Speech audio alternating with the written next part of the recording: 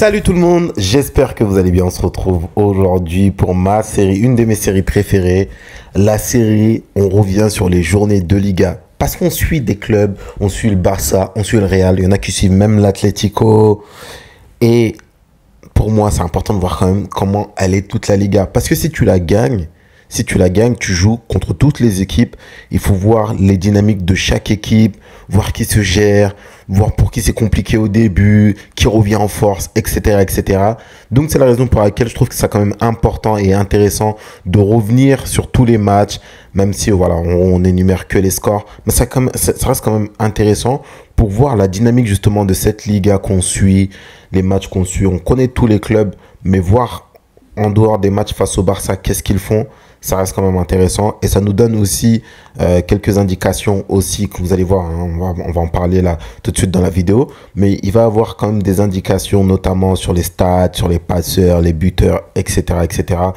Et aussi, quand tu veux faire le mercato, voir les joueurs qui sont en forme, toutes ces choses-là font que j'aime bien cette petite série où on revient sur les matchs qui se sont déroulés pendant la journée. Alors là, aujourd'hui, première journée de Liga, les gars. J'espère que vous allez mettre des likes sur cette vidéo.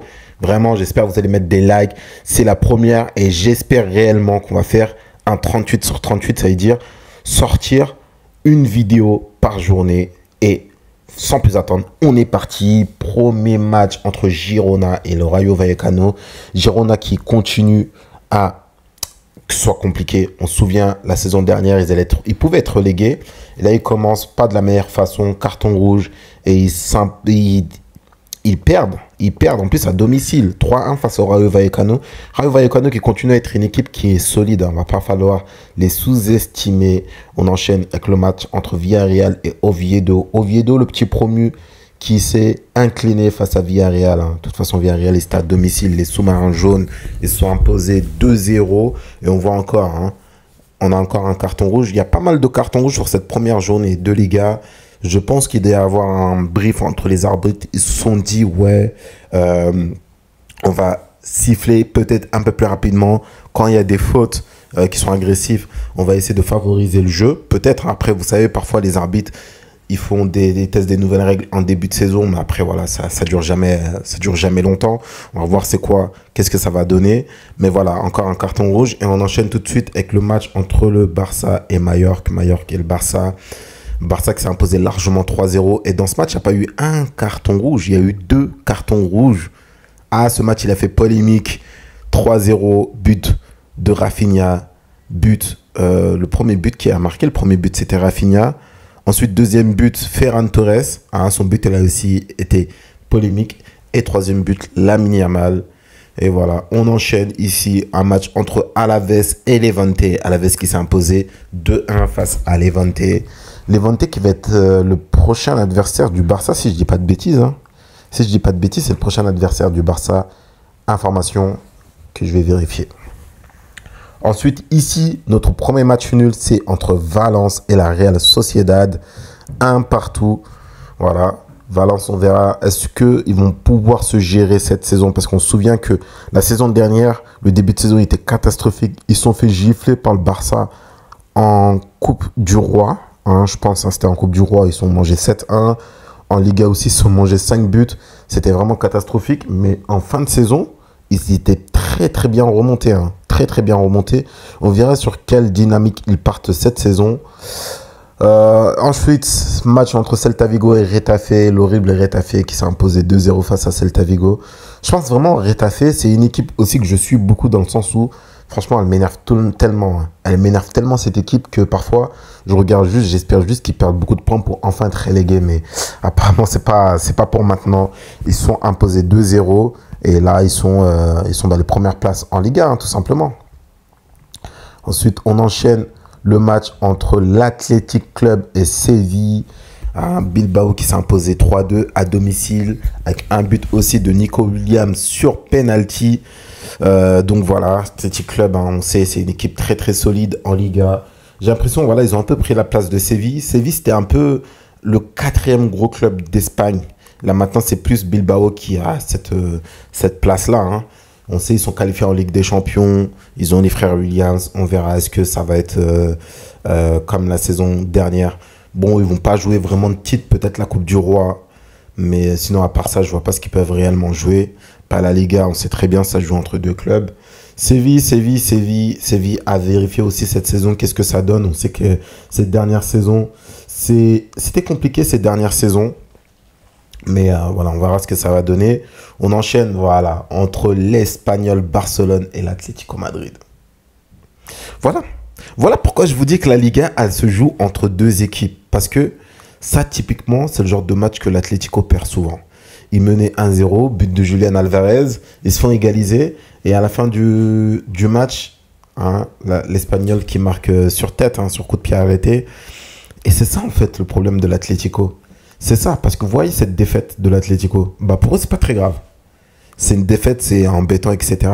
Mais ça aurait été le Barça ou ça aurait été le Real Madrid. Ah, ça aurait fait scandale. Tu commences avec une défaite, ça aurait été catastrophique. Eux, tant qu'ils vont pas détester perdre, bah, ils seront toujours derrière. C'est les deux gros d'Espagne. Toujours. Et s'ils veulent remporter des titres, il va falloir changer de mentalité parce que chaque mercato, ils font des gros mercatos. Et malheureusement, ils font toujours des saisons sans titre majeur. Voilà, voilà. Ouais, voilà. Deuxième match nul entre Elche. Cette fois-ci, c'est entre Elche et le Real Betis. Rien à dire de plus. Et on clôture sur cette journée avec le Real Madrid qui s'est imposé 1-0 face à Osasuna avec un but de Kylian Mbappé. Encore une fois, sur penalty. Encore une fois, il y a eu un carton rouge. Peut-être un peu polémique sur ce match. Hein, mais comme je vous ai dit, sur cette première journée, il y a eu pas mal de cartons rouges quand même. Je pense que soit les défenseurs ne sont pas en forme, soit les arbitres, ils ont été briefés. On leur a dit, on veut favoriser le jeu parce qu'on sait que la Liga, l'arbitrage, c'est compliqué. En tout cas, on va suivre ça de très près. On verra ce que ça va donner au fur et à mesure des journées. Et voilà le classement de la Liga à l'issue de cette première journée. Vous allez me dire, bon, il n'y a eu qu'un seul match qui a été joué. C'est pas représentatif. Il faut attendre 3, 4 matchs. Mais non, non, non. Dès maintenant, c'est super important. Pourquoi je vous dis ça? Parce que le Barça, c'est l'équipe qui a gagné avec la meilleure différence. 2 buts, avec 3 buts. Voilà, là, pour moi, en plus, il n'y a pas eu de but concédé. Clean sheet. Donc, tous ces petits détails-là, cette dynamique, elle est super importante. Donc ensuite, là, le reste des équipes, oui, effectivement, c'est pas super représentatif parce qu'il n'y a eu qu'un seul match, je suis assez d'accord. Mais c'est super important quand même de marquer beaucoup de buts, d'en concéder le moins possible. Parce que parfois, ça peut jouer sur ce genre de petits détails. Et vous voyez, là, quand vous commencez la Liga et vous voyez par exemple une équipe comme l'Atlético qui, dès le début, dès le premier match, ils sont à -3. Enfin, -3 par rapport au premier. Ils ont 3 points de moins que le premier. Bah, vous voyez, ça peut être compliqué, hein. Ça peut être une très mauvaise dynamique dès le début de la Liga. Donc non, même la première journée, elle reste importante. Ça reste quand même important de voir le classement. Le Barça premier, il y a moyen que le Barça ne bouge jamais de place et reste premier pendant toute la saison. Ensuite, au niveau des stats, il n'y a personne qui a marqué de doublé sur la première journée. Ils sont tous à un but, que ce soit Rafinha, Lamine Yamal, Kylian Mbappé. Donc ici, pas grand-chose à dire. Au niveau des assists aussi, pareil. La plupart des joueurs, ils ont mis un seul assist. Lamine Yamal aussi, pareil. Gavi, on a des joueurs comme Nico Williams aussi. Donc ici, pas grand-chose à dire. Ensuite, au niveau des cartons rouges, là par contre, je vous ai dit, hein, il y a eu pas mal de cartons rouges qui ont été donnés. 1, 2, 3, 4, 5 cartons rouges juste pour la première journée de Liga. Je trouve que quand même c'est énorme, dont 2 cartons rouges rien que pour l'équipe de Majorque sur leur match face au Barça. Donc on va voir, on va essayer de voir jusqu'où veut aller la Ligue espagnole par rapport à ça. Et voilà. Bon, les gars, j'espère que la vidéo, elle vous aura plu. N'hésitez pas à liker, à commenter, à vous abonner, à me dire ce que vous pensez. Sur ce, moi, je vous dis, passez une très bonne journée et ciao, ciao.